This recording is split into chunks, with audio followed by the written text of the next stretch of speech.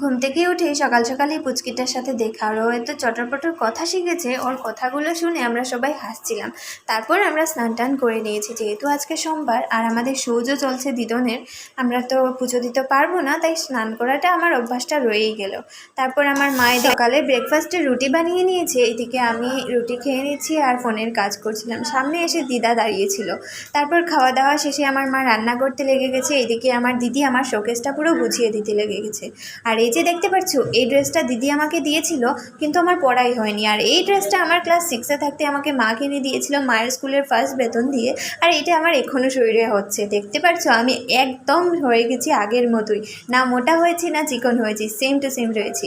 তারপর এই যে আমার কাপড়ের গাঁটটি নিয়ে আমার দিদি বসে পড়েছে।